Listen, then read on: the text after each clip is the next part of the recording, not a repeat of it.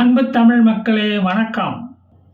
சொண்டி மோடி 3வது முறையாக தேர்தலில் ஜெயித்த உடனே இது இந்தியாவுக்கு கிடைச்ச வெற்றி அப்படின்னு சொல்ல மாட்டாராம். இது பாரதத்துக்கு கிடைத்த வெற்றி அப்படின்னு தான் சொல்லுவாராம். தெரியுமா? G20 மாநாட்டிலேயே இன்விடேஷனில் பாரத்னு போட்டவராச்சே, இந்த வெற்றியை சும்மா விடுவாரா? ராமராஜ்யத்துக்கு கிடைத்த வெற்றி, பாரதியர்களுக்கு கிடைத்த வெற்றி, ஜனசங்கிகளுக்கு கிடைத்த வெற்றின்னு சொல்லி நம்ம வௌத்தரிச்சலை கிளப்புவாரியா. வேற என்ன? பாரதம் என்ற சமஸ்கிருத வார்த்தையை அவர் உபயோகிக்கிறதுனால அதிலிருந்தே தெரியலையா அவர் இந்தி வெறியன் அல்ல, சமஸ்கிருத வெறியன் என்று தெரியவில்லையா? நீங்கள் தான் இந்தியை திணிக்கக்கூடாது புகுத்தக்கூடாதுன்னு சொல்கிறீங்கல்ல. சரி, ஆட்சி மொழியாக சமஸ்கிருதத்தையே வச்சுக்கிட்டு போகிறேன். இப்போ என்ன செய்வேன்? சமஸ்கிருதத்தை பள்ளியில் கட்டாய பாடமாக ஆக்கிட்டா என்ன பண்ணுவீங்க? சமஸ்கிருதம் வேண்டாம், இந்தியே இருந்துக்கிட்டு போட்டோன்னு வழிக்கு வருவீங்களா? சட்டசபையில் சமஸ்கிருதத்தில் வாதாடினா ஏதோ கோவிலில் மந்திரம் சொல்லி அர்ச்சனை பண்ண மாதிரியே இருக்கும் ஐயா. பரவாயில்லையா?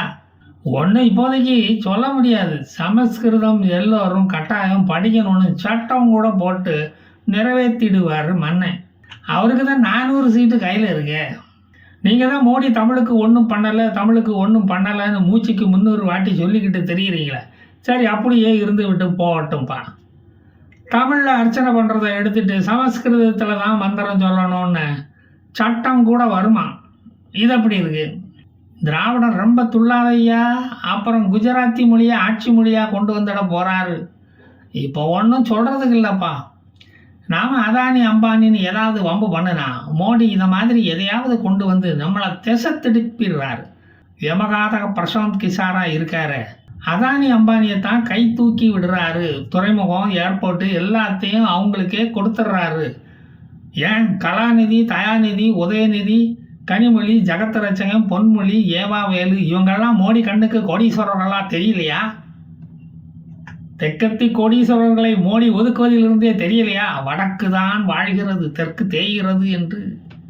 இடி, சிபிஐ, ஐடி, என்சிபிஐ, என்ஐஏ கண்ணுக்கு மட்டும்தான் இந்த கோடீஸ்வரர்கள் எல்லாம் நல்லா தெரியுறாங்க. கார் கண்ணாடியை உடைச்சதுக்கு ஒருத்தனை தூக்கி உள்ளே வச்சுட்டாங்க ஐயா. அதனால கரூர்லேயும் கோவையிலையும் நாங்கள் துவக்கிறது உறுதியாயிடுச்சு. அவர் இல்லாமல் பின்ன உங்கள் அப்பனா வந்து வாக்காளனுக்கு பணம் கொடுப்பான்? அண்ணாமலையை எம்பி ஆக்கி டெல்லிக்கு அனுப்புனா தான் நமக்கு ஒரு வழி பிறக்கும். அவர் மந்திரி ஆகி பிஸி ஆனா தான் அண்ணாமலை நம்மளை பற்றி சிந்திக்க மாட்டார். அப்போ தான் தமிழகத்தில் நிம்மதியாக நம்ம தொழிலை நடத்த முடியும். இந்த ராகுல் அண்ணன் ஒவ்வொரு தேர்தலையும் ஜெயிச்சு என்னத்தை கண்டாரு, என்னத்தை கிழிச்சாரு. யூரோப்பியன் நாடுகளில் போய் ஹியூமன் ரைட்ஸ் ஆட்களை சந்திக்கிறேன்னு சொல்லிக்கிட்டு சட்ட வக்கீல்களை சந்தித்து அவரோட நிதி ஆதாரங்களை இந்தியாவுக்குள்ளே எப்படி கொண்டு வர்றதுன்னு யோசிக்கிறார். அவர் வேலையை மட்டும்தான் அவர் ஒழுங்காக பார்க்குறார். பெல்ஜியம், நெதர்லாந்து, பிரான்ஸு, நார்வே நாடுகளில் இருந்து முதலீடுகளை இந்தியாவுக்குள்ள திரும்ப கொண்டு போகலாம்னா இந்தி கூட்டணி ஜெயிச்சா தானே அதெல்லாம் முடியும். இந்தி கூட்டணி மூட்டையில் இருந்து தான் எல்லா நெல்லிக்காயும் உருண்டு உருண்டு ஓடிக்கிட்டு இருக்க. நாம் எப்போ ஆட்சி அமைச்சு சுரண்ட வேலையை எல்லாம் தொடங்குறது? மோடி வேற எனது இலக்கு 2047ன்னு சொல்லி நம்ம வயிற்றுல புளிய கரைக்கிறாரு. நாங்கள் தான் வாய்ஸ் ஆஃப் இந்தியான்னு எவ்வளவு தான் கதறினாலும் மோடி தான் சாய்ஸ் ஆஃப் இந்தியன்ஸ்னு மக்களுக்கு கூறாங்களே. திராவிட மாதிரி இவனுங்களையும் திருத்த முடியாது போல.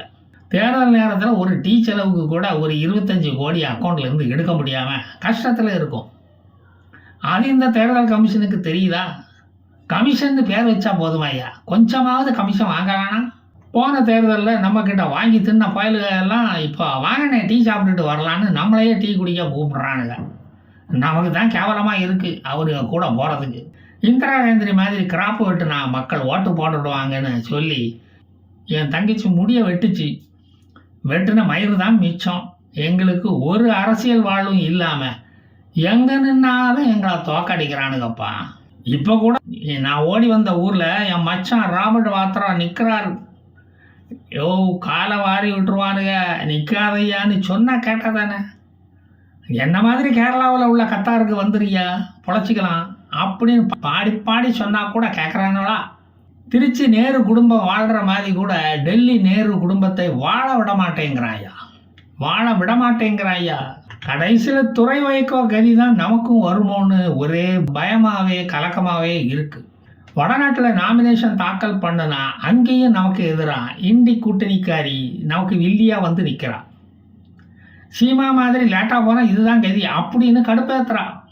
இந்தி கூட்டணியில் இருந்துக்கிட்டே இப்படி கம்யூனிஸ்ட் கட்சி ஆனி ராஜாவை நிறுத்தி நமக்கு துரோகம் பண்ணலாமா? நான் எப்போ ஏற்பட்ட ஆள் கொஞ்சமாவது நினச்சி பார்த்தியா? நான் பிரதமர் வேட்பாளர் ஐயா. என்னை பார்த்து கொஞ்சமாவது இவனுங்க பயப்படுறாங்களா? கம்யூனிஸ்ட் கட்சியை கேரளத்தில் பெரியார் மண்ணை கவ்வ வச்சிட வேண்டியதுதான், வேற வழி இல்லை இதுக்கு. இப்படி சண்டித்தனம் பண்ணினவனை இண்டி கூட்டணியில் சேர்த்ததே தப்பு. கடைசியில் இண்டி கூட்டணி சண்டி கூட்டணியாக ஆக்கி விட்டானுங்க. நம்ம வெற்றி கூட்டணியை இப்படி வெத்து கூட்டணியாக ஆக்கி விட்டானே. இதில் வேற நம்மளை தமிழ்நாடு கர்நாடகா ஆந்திரா பக்கம் போய் தேர்தலில் நிற்க வேண்டியது தானே அப்படின்னு ஒரு சுயேட்சை வேட்பாளரை கேட்குற மாதிரி கம்யூனிஸ்டுக்காரன் கேட்குறான்னா பார்த்துக்கேன். வருங்கால பிரதமருக்கு உரிய மரியாதையை தரவில்லை எனில் இந்த ஜகத்தினை அழித்திடுவோம்னு யாரோ ஒரு புலவர் சொல்லி இருக்கிறதா யாரோ சொல்லிக்கிட்டாங்க. இண்டி கூட்டணி மாதிரியே அதிமுகவின் வெற்றி கூட்டணியும் பிரதமர் வேட்பாளர் யாருன்னு சொல்ல முடியாம திணறிக்கிட்டு இருக்கானுங்க. பாவம் அவனுக்கு கட்சிக்குள்ள என்ன கஷ்டமோ தெரியல. ரிசல்ட் வந்த உடனே கண்டிப்பாக மோடின்னு சொல்லிடுவானுங்க அப்படின்னு சொல்லிக்கிறாங்க. ஐயையோ தெரியாமல் ரிசல்ட்டை உளறி விட்டனே. நம்ம படுற பாட்டை பற்றி கொஞ்சமும் கவலைப்படாமல் மகாராஷ்டிராவில் பழைய எம்பி சஞ்சய் நிரூபம் குடைச்சல் கொடுத்துக்கிட்டு இருந்தார். கட்சியிலிருந்தே அந்த புள்ள பூச்சியை தூக்கி வீசி எரிஞ்சிட்டோம். அவர் மகாராஷ்டிரா காங்கிரஸ் பிரசிடெண்ட்டாக இருந்தால் எங்களுக்கு என்ன? காங்கிரஸில் தான் உள்கட்சி ஜனநாயகம் நிரம்பி வழியுத. அப்புறம் என்ன? தலைமையை கேள்வி கேட்டால் சும்மா விட்டு வைக்க முடியுமா? தலைமையை கேள்வியே கேட்கக்கூடாதுங்கிற அடிப்படை அறிவே இல்லாமல் இருந்துக்கிட்டு இருக்காரு. எங்ககிட்டயே வந்து நன்னூல் வாசிக்கலாமா? அப்படி அவர் என்னத்தை கேட்டு விட்டாரு? சிவசேனா கூட ஆர்கியூ பண்ணி அதிக எம்பி சீட்டு வாங்கி இருக்கணும், 2 சீட்டுக்கு ஏன் சம்மதிச்சிங்கன்னு நம்மளையே கேள்வி கேட்காரு. அப்போ தான் ஒரு 50 சீட்டாவது மொத்தத்தில் ஜெயிக்க முடியும்னு நக்கல் வேறு பண்ணுறாரு. இப்படி கேட்டால் சும்மா விட்டுடுவோமா? அதான் கழுத்தை பிடிச்சி வெளியே தள்ளிட்டோம். மகாராஷ்டிராவில் கட்சி வளர ஆலோசனை சொல்ல அவர் யார்? அது மகா படுகாளித்தனம் இல்லையா? அது முடிச்சவைக்குத்தனம் இல்லையா? தலைவனாக இருக்கும்போது அதெல்லாம் சொல்லலாம்.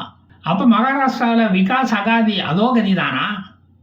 காங்கிரஸ் மகாராஷ்டிராவில் வளரணும்னா என்சிபி யூபிடி கூட கூட்டணியை முறிச்சுக்கிட்டு தனியாக நிற்கணும் அப்படின்னு அவர் தற்கொலை ஐடியா எல்லாம் கொடுத்தா சும்மா விட்டு வைக்க முடியுமா? அதெல்லாம் நமக்கு சரிப்பட்டு வருமா? அதான் நீக்கிவிட்டோம். சுயமாக சிந்திக்கிறவன் நம்ம கட்சியிலேயே இருக்கப்படாது. என்சிபி யூபிடியை எதிர்த்து வேட்பாளரை நிறுத்தணும். எத்தனை நாளைக்கு தமிழ்நாடு மாதிரியே திமுக முதுகில் உப்பு மூட்டை விளையாட்டு விளையாடிக்கிட்டு இருக்கணும்? அப்போ கட்சியை வளர்க்காமலே மகாராஷ்டிராவில் காங்கிரஸ் கட்சியை வச்சுக்கிட்டே இருக்கணுமா அப்படின்னு ராகுலை பார்த்து கேள்விகள் கேட்குறான்ப்பா. நமக்குன்னு ஒரு தனித்தன்மை வேண்டாமா அப்படின்னு கடைஞ்செடுத்த பைத்தியக்காரன் மாதிரி பேசுனா பார்த்துக்கிட்டு சும்மா இருக்க முடியுமா? அதான் காங்கிரஸ் அடிமை கேசி வேணுகோபாலுக்கு ஃபோனை போட்டு கட்சியிலிருந்து 6 வருஷத்துக்கு நீக்கிவிட்டோம். எப்படி? அது என்ன 6 வருஷம்? நிரந்தரமாக நீக்க வேண்டியது தானே. ஸ்டாலின் ஜாஃபர் சாதிக்கை நிரந்தரமாக தில்லா தைரியமாக உடனே கட்சியிலிருந்து எப்படி நீக்கினார் பார்த்தீங்கல்ல? மனுஷன்னா அந்த தைரியம் இருக்கணும் ஐயா. சும்மா அரசியலில் இருந்தால் போதாது. அவங்க கூட கூட்டணியில் இருக்கிற உங்களுக்கு ஏன் அந்த தைரியம் இல்லை? மக்கள் கேட்குறாங்கப்பா. இந்தியாவே காக்கிறவர்கிட்ட போய் விடியல் ஸ்கூலில் போய் பாடம் படிச்சுக்கிட்டு வாங்க, துண்டு சீட்டில் உங்களுக்கு அவர் நிறைய சொல்லி தருவார். சிவசேனாவுக்கு கிடைத்த 6 எம்பி சீட்டில் 4 அவங்க எடுத்துக்கிட்டு 2 காங்கிரஸுக்கு கொடுத்தா என்ன அர்த்தம்? நிருபம் சஞ்சய்க்கு அதான் கோபம் வந்துடுச்சு. நீங்கள் சிவசேனாவுக்கு அடிமையா, சிவசேனா உங்களுக்கு அடிமையா அப்படின்னு இப்போ தெரிஞ்சு போச்சுல்ல. இதை சஞ்சய் நிருபம் சொன்னால் தப்பா? ராகுலுக்கு அதான் கோபம் வந்துடுச்சு. மகாராஷ்டிரா மாநிலத்தில் காங்கிரஸ் ஸ்ட்ராங்காக இருக்கிற வடமேற்கு தொகுதியை 2ஐயும் சிவசேனா எடுத்துக்கிச்சு. பின்ன உப்பு போட்டு திங்கிறவனுக்கு கோபம் வராதா? உங்களுக்கு தான் கிட்னி 2ம் ஃபெயிலியர் ஆகி கிடக்கு, உப்பு போட்டு சாப்பிடக்கூடாது. சஞ்சய் நிரூபமுக்கு அப்படி ஒன்றும் இல்லையே. தமிழ்நாட்டில் காங்கிரஸை அழிஞ்ச மாதிரி மகாராஷ்டிராவிலையும் காங்கிரஸ் அழிந்து விடக்கூடாதுன்னு ஆதங்கப்பட்டு பேசினா உடனே கழுத்தை பிடிச்சி தள்ளுவீங்களா? ராகுலை மக்கள் கேட்குறாங்க. அவர் என்னடா தள்ளுறது, நானே ரிசைன் பண்ணிட்டு போயிடுறேன்னு போயிட்டாரு சஞ்சய் நிருபம். இப்படி எல்லாரையும் பிஜேபி பக்கம் தள்ளி விட்டுக்கிட்டே இருந்தா கடைசியில் ராகுலும் அங்கே தான் போக வேண்டியது வரும். சஞ்சய் நிருபம் கிட்ட சொன்னால் ஒரு துண்டாவது போட்டு வைப்பார். இப்படித்தான் 38 வருஷம் காங்கிரஸுக்காக உழைத்த அசோக் சவானையும் பிஜேபி கிட்ட அனுப்பிட்டீங்க. தேர்தல் வியூகங்களை அமைப்பதில் கில்லாடி அசோக் சவான். அவரையே எட்டி உதைச்சவங்க சஞ்சய் நிருபத்தை உதைக்க எவ்வளோ நேரம் ஆகும்? இதை அவர் ரொம்ப நாளைக்கு முன்பே எதிர்பார்த்தாரோ என்னமோ, அவர்கிட்ட கேட்டால் தாங்க தெரியும். போன முறை ஜோடோ யாத்திரைக்கு வந்த ராகுலுக்கு கூட்டம் வர்றதுக்கு காரணமே அசோக் சவான் தான். அவர் அழைச்சிட்டு வந்த கூட்டம் தான். அவருக்காக தான் எல்லாரும் தலையை காட்டினாங்க. மகாராஷ்டிராவில் காங்கிரஸ் வளர அசோக் சவான் தான் காரணம். அவர் பிஜேபிக்கு போனதை குலாம் நபி ஆசாத்து ரொம்ப ஆச்சரியமாக பார்த்தார். நம்பவே முடியலையே அப்படின்னு வேற சொன்னார். டிஸ்மிசல் லெட்டரெல்லாம் எழுதி உங்கள் ஸ்டேஷனரி எல்லாம் வேஸ்ட் பண்ண வேண்டாம். ஏற்கனவே தேர்தலுக்கு பணம் இல்லாமல் கஷ்டப்படுறீங்க, நானே போயிடுறேன்ப்பா அப்படின்னு அவர் கட்சியை விட்டு போயிட்டார். காங்கிரஸை பற்றி மீதி உள்ள கதைகளை நான் நாளைக்கு சொல்கிறேன் அப்படின்னு நான் சொல்லலைங்க, சஞ்சய் நிருபம் சொல்லியிருக்கார். இதுக்கு இடையில சுப்ரியா ஸ்ரீநெட்டு செக்ஸ் கமெண்ட் போட்டு அந்த அலை அடங்குவதற்கு முன் காங்கிரஸ் எம்பி ரன்தீப் சுர்ஜிவாலா ஹேமா மாலினியை பற்றி ஒரு கமெண்ட் அடிச்சிருக்கார். அவர் திருவாய் என்ன சொல்லிச்சுன்னா, எம்எல்ஏ எம்பி क्यों बनाते हैं ताकि वो हमारी आवाज़ उतार सके, हमारे बात मनवाए इसलिए बनाते होंगे, कोई हेमा मालिनी तो नहीं जो चतने के लिए बनाते हैं அப்படின்னு கேட்டிருக்காரு. அதுக்கு அர்த்தம் என்னன்னா, ஏன் எம்எல்ஏ எம்பி எல்லாம் ஆக்குறீங்க? அப்போ தான் அவங்க நம்ம குரலை ஒலிக்க செய்து நம்ம கருத்தை அரங்கத்திலே ஏற்றுக்க வைப்பாங்க. அதுக்காகத்தான் அவங்களை நாம் தேர்ந்தெடுக்கிறோம். அதுக்கு ஹேமா மாலினியை யார் நக்கிறதுக்கு தேர்ந்தெடுப்பாங்க அப்படின்னு சொல்லியிருக்காரு. சுர்ஜிவாலாவின் தரம், நாகரிகம், குவாலிட்டி ஆஃப் ஸ்பீச் எல்லாம் இப்போ நல்லா தெரியுதுல்ல. ஒரு நாளாந்தர பேச்சாளர் போல, அதாவது சிவாஜி கிருஷ்ணமூர்த்தி போல பேசியிருக்காரு. அதுதான் காங்கிரஸ் மாடல், வேற ஒன்றும் இல்லை. ஹேமா மாலினி வெற்றியை அவங்க இப்போ உறுதி பண்ணிட்டாங்க. பெண்ணுரிமை பேசுகிற கட்சி அப்படித்தான் மற்ற கட்சிகளை ஜெயிக்க வைக்கும். செக்ஸிஸ்ட்டு, மிசோகைனிஸ்ட்டு கட்சியிடம் நீங்கள் நாகரிகத்தை எதிர்பார்க்க முடியுமா? இடுப்பு கிள்ளிகள் கூட கூட்டு சேர்ந்தவன் உருப்பட்டதா சரித்திரம் இருக்கா?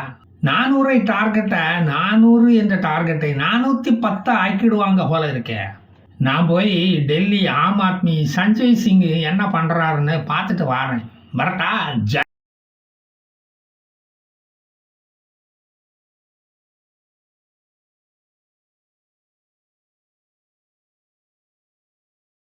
ஒரு ஏழை தாயினுடைய மகன் குஜராத்தில் 1950 ஒரு டீ விற்கக்கூடிய ஒரு சாதாரண குடும்பத்தில் மகனாக பிறந்து 5 வீட்டில பாத்திரம் கழுவி தன்னுடைய குழந்தைகள் நன்றாக இருக்க வேண்டும் என்பதற்காக தன்னை வருத்தி கொண்டு வாழ்ந்த தாயினுடைய புதல்வனாக இருந்த இந்த மனிதன் ஒரு சங்கல்பவாதியாக மாறி இந்த மனிதனும் அதே முடிவை எடுத்தார்.